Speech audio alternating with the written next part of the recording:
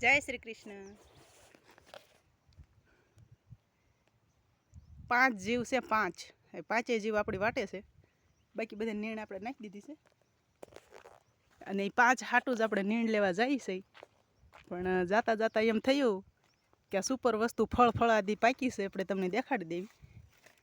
જો કેટલા મસ્ત કેળા જે છે. એની પહેલાં આપણે તમને આ કૂણા હતા ત્યારે એના ફૂલ બતાવ્યા હતા, પણ પછી લૂ લાગી ગઈ એટલે અહીંથી આપણે જે નીચે નાની એનું જે કૂપળું હોય એ આવું હોય. જો આવું એવું જે નીચે ફૂલડું હતું એ આપણે કાપી નાખ્યું અને એ કાપ્યું એટલે એનો વિકાસ આની અંદર આવી ગયો. અને તમે જુઓ કેળા કેવડા મોટા જાડા થયા છે.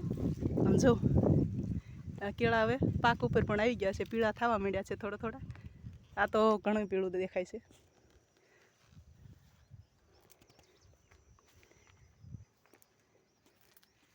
ખાલી આ એક ઉકાસ ઝાડ છે તો તમે જુઓ તો ખરા લુરખા લાગી ગયા કેળાના.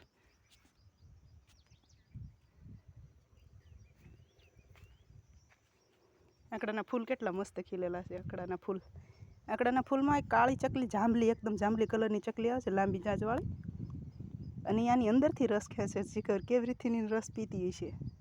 દરેક ફૂલડાની અંદર ચાંચ નાખી દે અને પછી આપણે ભાળવી એમ ગળું હલાવતી હોય, જાણે કેમ આપણે રસના પીતા હોય એટલે હળીથી એવી રીતથી કેળા ઉપર કાચંડો મોજ કરે છે. તો અને મસ્ત નાનકડો એવો પપૈયો ઉગી ગયો છે.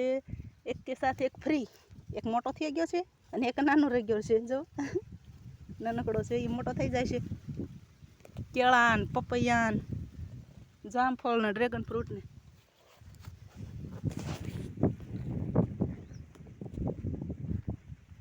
જલસા છે ને બાકી જલસા. કેળા, પપૈયા, ડ્રેગન ફ્રૂટ, જામફળ, બોર, બદામ, કેરી. પછી હજી એક વસ્તુ રહી ગયું. શું રહી ગયું? ગોરસ આંબલી. પછી રાયણું હોય તેને આપણી વાડીએ થાય છે. ચીકુ, કઈ વસ્તુની બાકી નહીં. દાડમ, ઘણ ખરા ફ્રૂટ આપણી વાડીએ થાય છે. એટલે આનંદ આનંદ છે, મોજે મોજ. જય શ્રી કૃષ્ણ. તો મોજ કરવી હોય અને બધી પ્રકારના ફ્રૂટ ખાવા હોય તો વાડીએ રહેજો, વાડીએ વૃક્ષ વાવજો અને ફળ ખાજો. જય શ્રી કૃષ્ણ. ખુશ રહેજો.